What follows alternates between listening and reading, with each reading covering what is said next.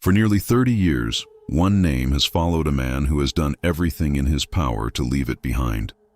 Not because he's hiding from justice, but because an unproven theory, built more on internet speculation and staged television reconstruction than actual evidence, attached itself to a 9-year-old boy and never fully let go. That boy is now 37 years old. He lives quietly in Michigan. He works in technology management. And this year, when Netflix released a major new documentary revisiting his sister's murder, he made a deliberate choice that tells you almost everything you need to know about where he stands today. He said no, he wouldn't participate. And the reason he gave wasn't fear of what the evidence might show. It was exhaustion, after decades of being treated less like a grieving child and more like a suspect in a case where the actual forensic evidence has never once pointed to him. This is the story of Burke Ramsey, told honestly, using documented facts rather than the speculation that has followed him since he was 9 years old. Not the theories, not the amateur audio analysis, not the documentary segments built around suggestion rather than proof. This is what's actually been established, what's actually been said by Burke himself, what the forensic record actually shows, and where he actually stands today, in 2026. Nearly 30 years after his sister JonBenét was killed inside their family home.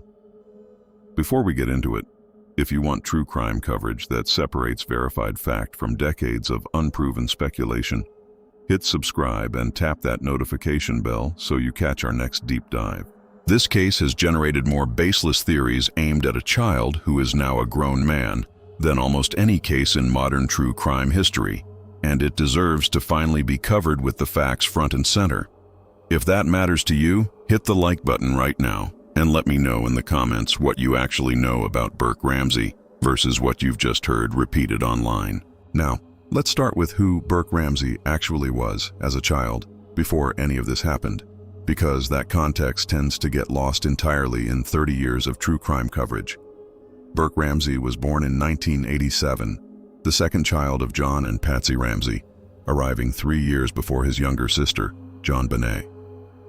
The family lived in a large Tudor-style home on 15th Street in Boulder, Colorado, a comfortable, affluent household built on his father's success as a technology executive.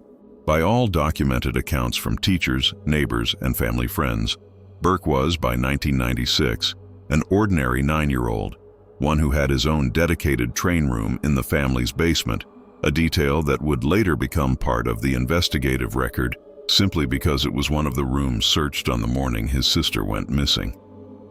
He and JonBenét had the kind of relationship typical of siblings 3 years apart, not without the usual friction of childhood, but nothing in the documented record from before December of 1996 suggests anything beyond an ordinary, unremarkable sibling dynamic. There was no history of documented aggression, no pattern of behavioral concern raised by teachers or pediatricians, nothing in the family's medical or school records that has ever been publicly cited as foreshadowing violence. This matters because so much of the speculation that would later follow Burke rested on inference about his personality and temperament, inference built largely after the fact, working backward from a tragedy rather than forward from any documented pattern of concerning behavior beforehand. On the night of December 25, 1996, Burke was 9 years old. His family had just returned home from a Christmas party at the home of close friends, Fleet and Priscilla White. According to the family's account, both children fell asleep on the short drive home. Burke went to his own room. By all documented accounts, it was an unremarkable end to what had been an ordinary happy holiday. He had no reason to believe anything was wrong, and nothing in the documented record suggests he did. Early the next morning, his mother, Patsy, discovered that his 6-year-old sister, JonBenét, was missing, along with a ransom note demanding $118,000 for her return. What followed was chaos, police arriving within minutes, family friends filling the house throughout the morning, hours of uncertainty as everyone waited for a ransom call that never came. Burke was checked on by his parents that morning and confirmed to be safely asleep in his room. Later that day, around 1 in the afternoon, his sister's body was found in the basement of their own home. Burke, 9 years old, was suddenly and permanently at the center of a homicide investigation that would consume the rest of his childhood, and much of his adult life as well. In his first public interview, given 20 years later in 2016, Burke described that morning in his own words. "The first thing I remember is my mom bursting into my room really frantic, saying, 'Oh my gosh,' running around my room," he told Dr. Phil McGraw. "Now I know," looking for JonBenét. He described being taken to a family friend's house while investigators worked the scene, a common and appropriate step to shield a child from the horror unfolding inside his own home, and learning sometime later that his sister was dead. He was 9 years old, removed from his own house on the worst day of his life, and thrust without any understanding of what was coming into the beginning of a public ordeal that would define the next 3 decades. That single detail, that a 9-year-old was removed from the home during the investigation, has been misrepresented over the years by some corners of the internet as somehow suspicious, evidence of a deliberate effort to separate him from the scene. It wasn't anything of the sort. It's standard humane practice in any child homicide investigation to remove other children from a traumatic scene as quickly as possible, both to protect them emotionally and to preserve the integrity of an active investigation. It reflects basic child welfare protocol, consistently applied in cases involving children across the country, not investigative suspicion of the specific child being removed. Despite this, Burke found himself, from a very young age, at the center of theories that had almost nothing to do with actual evidence and almost everything to do with the simple, uncomfortable fact that he was one of a small number of people inside the house that night. Because there was no clear sign of forced entry into the home, investigators were required, as a matter of standard procedure, to consider and rule out everyone with access to the residence, including a 9-year-old child. That standard investigative step, appropriate and necessary as it was, became, over the following decades, the seed from which years of tabloid speculation and eventually a major television documentary theory would grow.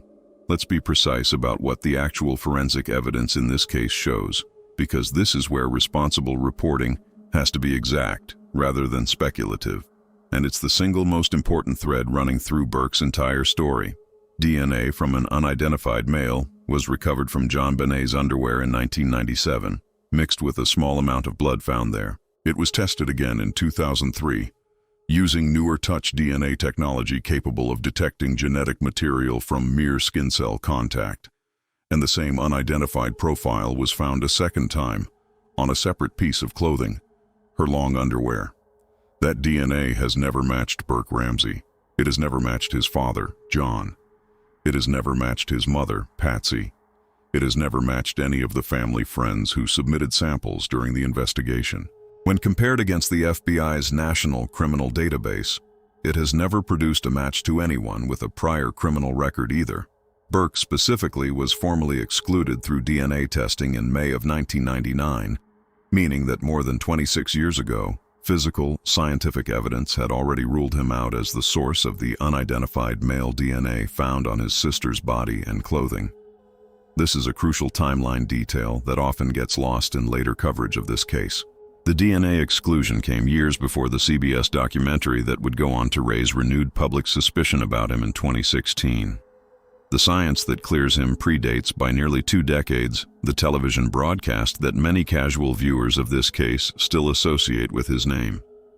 In 2008, then District Attorney Mary Lacey sent a formal letter directly to John Ramsey, officially and publicly clearing the entire Ramsey family, John, Patsy, and Burke by name, based on that same accumulated DNA evidence.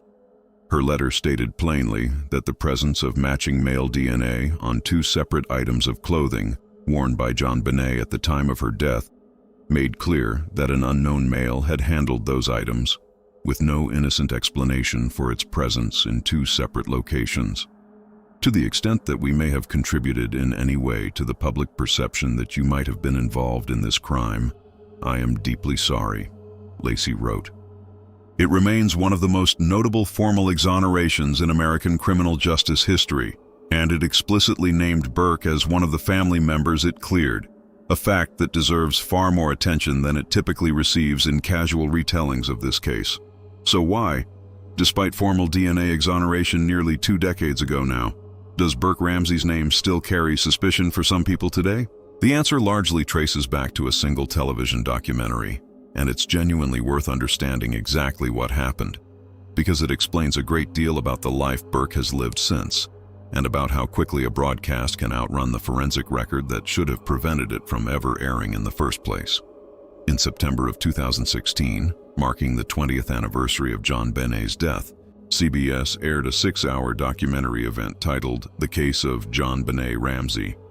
The special assembled a panel of experts, including a retired FBI profiler, a forensic pathologist, and a former police chief, who conducted various experiments and analyses throughout the series, working to reconstruct possible scenarios explaining what happened that night. Toward its conclusion, the documentary presented a theory suggesting that Burke, then 9 years old, might have struck his sister with an object, potentially causing the injuries that led to her death, possibly during a dispute connected to a bowl of pineapple found in the family's kitchen that morning, and that his parents subsequently staged a kidnapping scene to protect him from the consequences.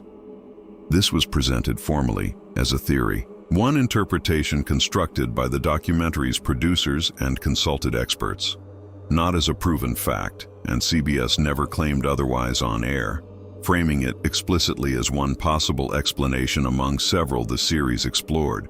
But the framing and the sheer scale of the broadcast, 6 hours of primetime programming spread across a major network, meant that a 9-year-old boy's name and his adult face became, for millions of viewers watching in 2016, associated with the actual killing of his own sister, despite the fact that DNA evidence had already excluded him from the crime scene evidence 17 years before that broadcast ever aired.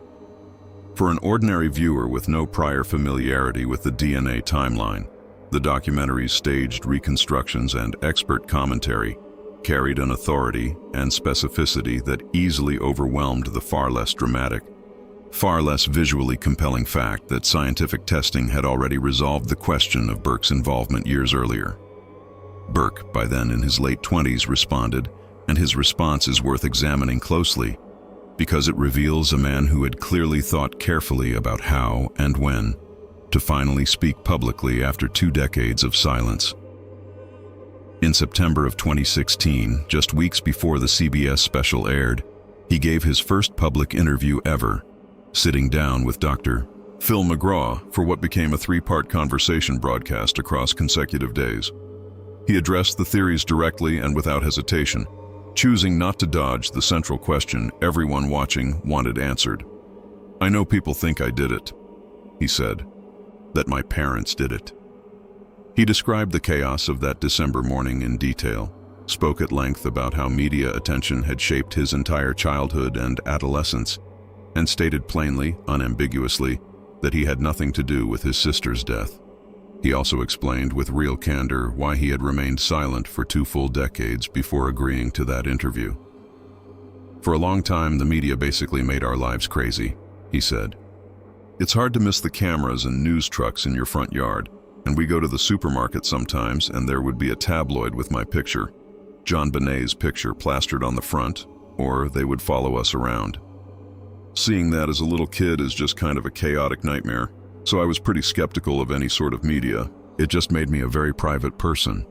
He added that the interview's timing, coinciding with the 20th anniversary of his sister's death, wasn't coincidental. "I guess I kind of wanted to make it about remembering her, and not just another news story." That last line deserves particular attention, because it captures something genuinely important about how Burke has approached this entire ordeal across 3 decades. Even in his first public statement about the worst experience of his life, his stated priority wasn't clearing his own name, defending himself, or generating sympathy. It was, in his own words, remembering his sister.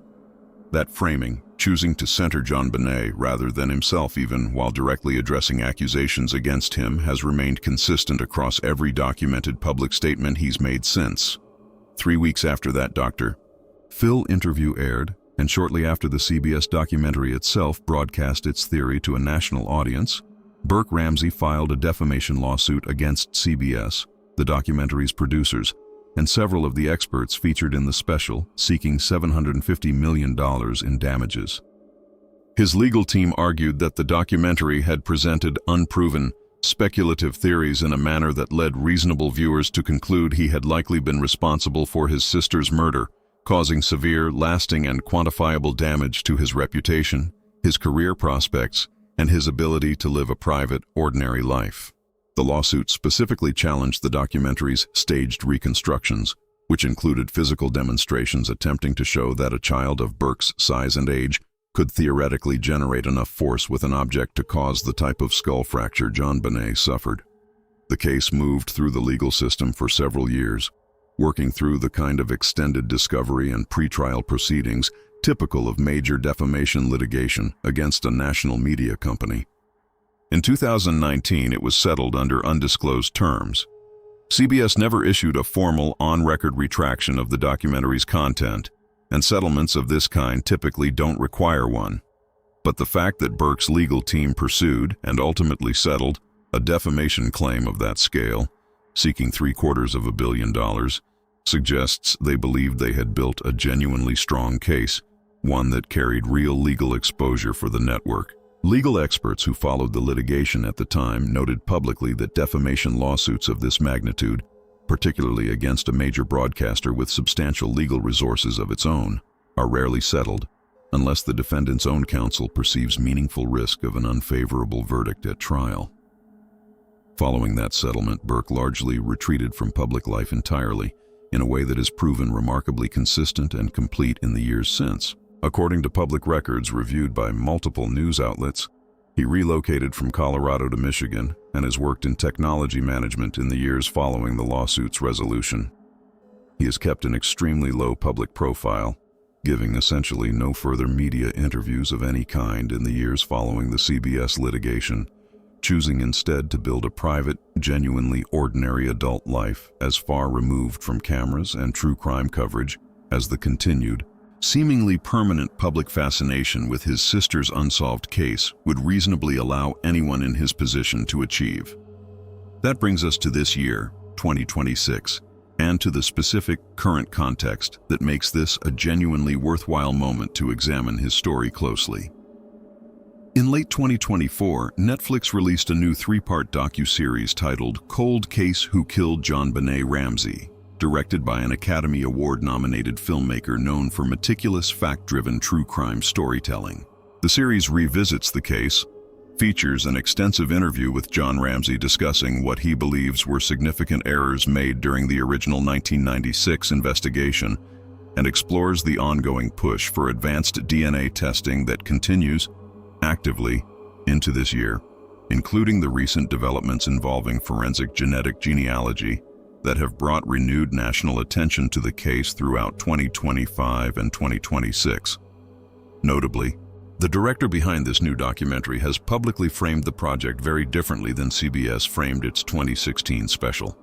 "There is nothing more horrific than an innocent child being murdered," the filmmaker said in comments accompanying the documentary's release.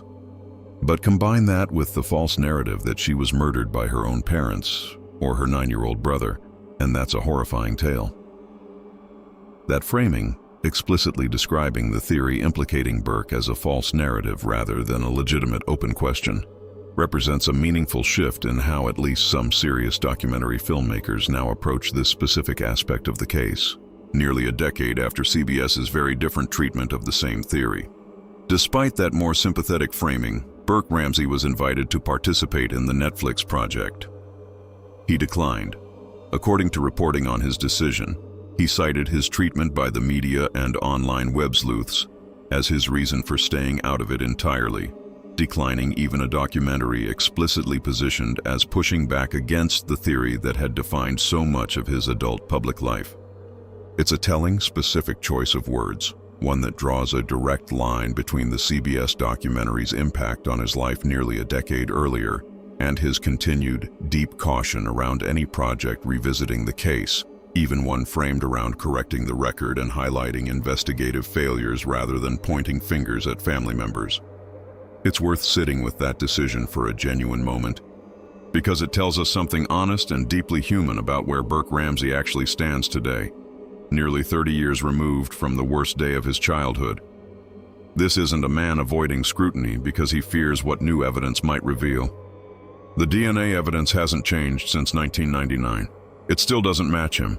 It never has, across every single round of testing conducted over nearly 3 decades. What he appears to be avoiding, based on his own stated reasoning, is the specific, well-documented pattern of having his own words, his own image, and his own life story repackaged into content that treats a formerly DNA-excluded 9-year-old, now a 37-year-old man with an ordinary career and private life, as an object of ongoing suspicion, regardless of what the physical evidence has consistently and unwaveringly shown for over 2 decades running.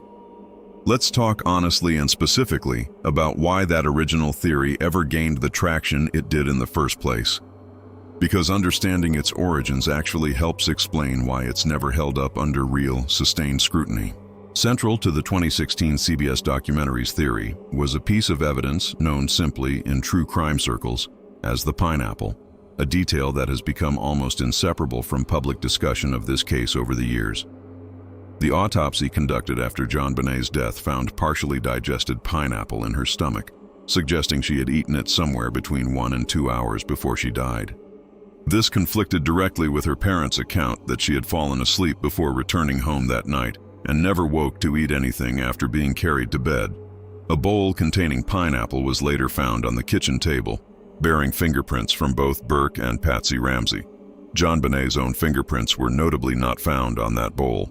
This detail has fascinated true crime audiences for nearly 30 years, and it's genuinely easy to understand why. It suggests JonBenet was awake at some point after the family returned home, directly contradicting the official family timeline. But it's important to be precise about what this evidence actually proves, and just as importantly, what it categorically does not prove. It establishes with reasonable confidence that JonBenet likely ate pineapple at some point that night. It establishes that Burke's fingerprints were present on the bowl. It does not establish when those fingerprints were left relative to any other event that night. It does not establish whether Burke and JonBenet were even together at that specific moment. It does not establish what, if anything, occurred between them. And it establishes absolutely no connection whatsoever to the fatal injuries JonBenet suffered hours later. Fingerprints on a shared kitchen bowl in a family's own home are not, on their own, evidence of any violent encounter. They're evidence that a child touched a bowl in his own kitchen, an act that requires no sinister explanation whatsoever, and one that could just as easily reflect an entirely innocent, unremarkable late-night snack shared between siblings before anything else occurred that night. The CBS documentary's broader theory relied heavily on staged reconstructions and expert speculation about whether a 9-year-old could theoretically generate enough force with an object to cause the type of skull fracture JonBenet suffered, an 8.5-inch linear fracture that medical examiners determined required considerable force.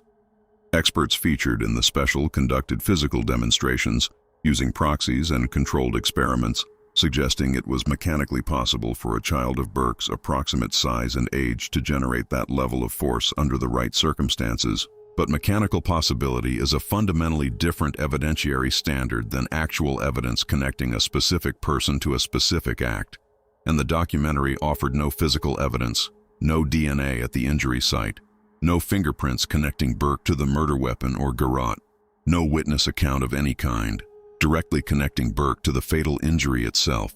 The entire theory rested on inference, staged demonstration, and expert speculation, precisely the combination of factors that led Burke's legal team to pursue, and CBS to ultimately settle, a defamation claim of historic scale, rather than defend the documentary's conclusions at trial. It's also worth addressing, directly and honestly, claims that have circulated for years across online forums and lower-quality documentaries regarding enhanced audio analysis of the family's original 911 call from December 26, 1996. Some independent analysts have claimed that background audio, captured after the main call appeared to end, but before the line fully disconnected, includes a voice resembling Burke's, seemingly contradicting the family's consistent account that he was asleep throughout the entire incident. This audio evidence has been reviewed by multiple experts over the decades, both those aligned with law enforcement and independent analysts hired separately by various parties, with no unanimous conclusion ever reached about what those faint, ambiguous background sounds actually capture or definitively confirm. It remains one of the case's most persistently debated, least forensically settled details, and no official investigative body or court of law has ever treated it as established, reliable evidence of anything specific regarding Burke's whereabouts or awareness that morning. Responsible coverage of this case has to present it exactly as that, a genuinely disputed, technically limited piece of ambiguous audio, not proof of anything definitive, regardless of how frequently it gets cited with false certainty across true crime content online. What's genuinely remarkable, when you actually lay out the full documented record like this, methodically, is how thin the case against Burke Ramsey has always actually been. Once you set aside decades of accumulated speculation and look strictly at what's been forensically established through actual scientific testing and legal proceedings. He was excluded by DNA testing in 1999, 17 years before CBS's documentary ever aired its theory. He was formally, publicly cleared by name in the 2008 exoneration letter, an official document from the Boulder County District Attorney's own office. No physical evidence, no fingerprint at the actual scene of the fatal injury. No DNA anywhere connecting him to the murder weapon. No credible witness testimony of any kind has ever placed him at the location or moment of his sister's death in any way suggesting his direct involvement in causing her injuries. The entire theory that gained mainstream national traction in 2016 rested almost entirely on circumstantial inference and staged televised demonstration, precisely the kind of evidentiary foundation that a jury or judge would have had to critically weigh had CBS's defamation case ever proceeded to trial rather than reaching a settlement beforehand. This matters for a reason that extends well beyond simply setting the historical record straight for its own sake. It matters because Burke Ramsey has spent essentially his entire adult life, more than 2 decades now, carrying the accumulated weight of a theory that the strongest available physical evidence has never, at any point, actually supported. He was 9 years old when his sister was murdered inside their own family home. He grew up through his entire adolescence with news trucks periodically parked outside his house, with tabloid photographs of himself as a young child displayed on supermarket newsstands alongside images of his murdered sister. And eventually, as an adult in his late 20s, he watched a major television network dedicate 6 full hours of national primetime programming to a carefully constructed theory suggesting he might have killed his own sister. A theory his own legal team ultimately believed was legally vulnerable enough to justify pursuing a $750 million lawsuit against one of America's largest media companies. Where does that leave things today, in 2026, nearly 3 decades removed from that Christmas night in Boulder? Burke Ramsey, now 37 years old, lives a quiet, deliberately private life in Michigan, working in technology management according to public records reviewed by multiple news outlets covering his current circumstances. He has continued to decline media appearances connected to this case entirely, most recently and notably turning down participation in Netflix's major new documentary series, despite that project's explicitly more sympathetic framing toward him. His father, John Ramsey, now 82 years old, has become significantly more publicly active over the past 2 years specifically, pushing for forensic genetic genealogy testing on the unidentified male DNA that has remained unmatched since 1997, meeting personally with Boulder's police chief, and even publicly appealing to the President of the United States for federal assistance in moving the case toward some kind of final resolution. Burke, by clear and consistent contrast, has chosen the opposite path entirely, stepping back further into privacy rather than stepping forward into advocacy, a choice that is entirely understandable and, frankly, entirely reasonable given his own specific, well-documented history with media coverage of this case. His father lost a daughter and has spent nearly 30 years fighting, publicly and increasingly loudly, for answers about who took her life. Burke lost a sister at age 9 and has spent nearly 30 years simply trying to build an adult life that isn't perpetually defined by a crime he had no documented part in. According to every single piece of physical evidence this case has ever produced across multiple rounds of forensic testing spanning nearly 3 decades. The DNA evidence at the center of this entire investigation, the physical proof that an unidentified male had direct contact with JonBenét's body and clothing around the time of her death, remains unmatched to this day in 2026. It has never, at any point across multiple independent testing rounds, pointed toward Burke. It has never pointed toward his parents. Investigators have not named a suspect. No arrest has ever been made in nearly 30 years. And as forensic genetic genealogy, the same specific technology that identified the Golden State Killer decades after his crimes were committed, continues to be discussed publicly as a potential, genuinely viable path forward for finally resolving this case. Burke Ramsey's name deserves to be understood accurately, based on what's actually been forensically established over nearly 3 decades, rather than based on a single documentary theory that Burke's own successful, historically large legal settlement strongly suggests even CBS's own legal counsel ultimately understood was significantly vulnerable. It's worth stepping back, one more time, and considering what this specific chapter of the broader Ramsey case actually illustrates, beyond just the individual details of Burke's own personal story. It's a genuinely instructive, cautionary example of how quickly speculation, once broadcast at massive national scale, can attach itself permanently to a person's public identity, regardless of what the underlying physical evidence actually and consistently shows. Burke Ramsey was excluded by DNA testing years, and in fact nearly 2 decades, before CBS's documentary ever aired its theory to the public. That prior exclusion didn't stop the theory from being broadcast to millions of American households on primetime national television. It took a $750 million lawsuit and several additional years of formal legal proceedings to even partially, and only privately, address the damage that single 6-hour broadcast caused to one man's public reputation, a man who was 9 years old on the actual night his sister died and has never once been connected to her death by any physical evidence whatsoever, across every single forensic test conducted on this case in nearly 3 decades. This is also, quite honestly, a story about grief that has never been allowed to simply exist as grief, uncomplicated by public suspicion and media speculation. Burke Ramsey lost his 6-year-old sister in the most violent, sudden, and subsequently public way imaginable for any child to experience.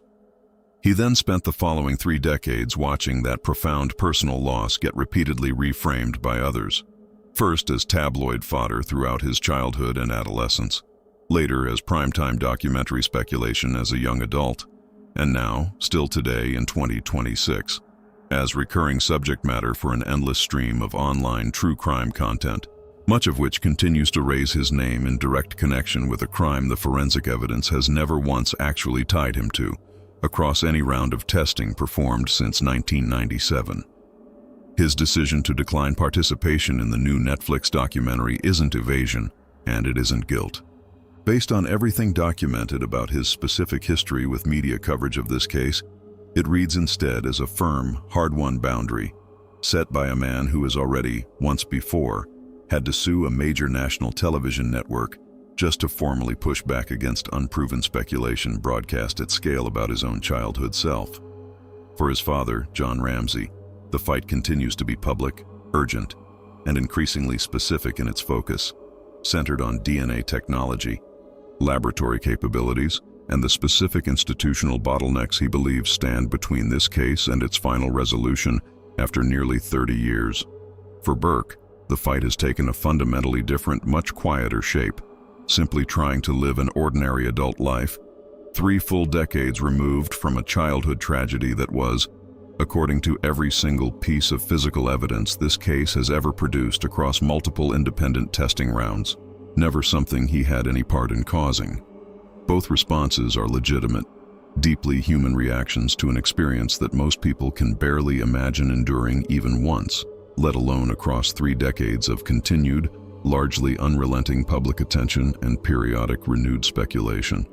So what is the actual, complete truth about Burke Ramsey? 30 years later, when you set aside decades of accumulated speculation and look strictly at the documented record.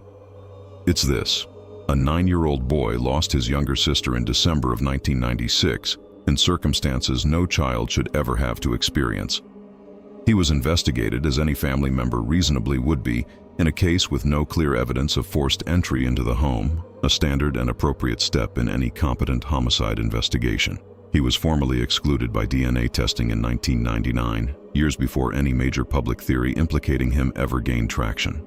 He was formally publicly exonerated by name in an official 2008 letter from the Boulder County District Attorney's own office.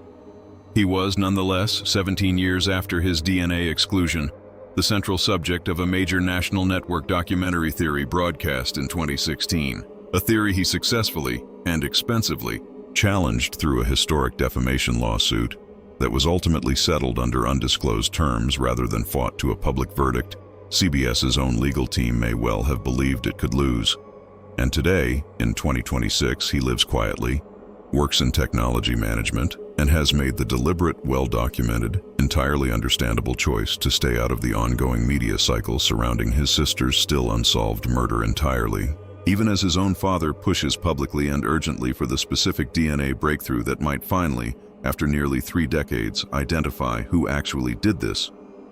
That's the truth, built carefully from documented interviews, court records, formal forensic testing results, and Burke's own limited but consistent public statements, rather than from decades of unproven speculation, staged television reconstructions, or ambiguous audio analysis that no court or official investigative body has ever validated. It's a far less sensational story than the theories that have circulated online for years, and it doesn't offer the neat, dramatic resolution that true crime content often promises viewers.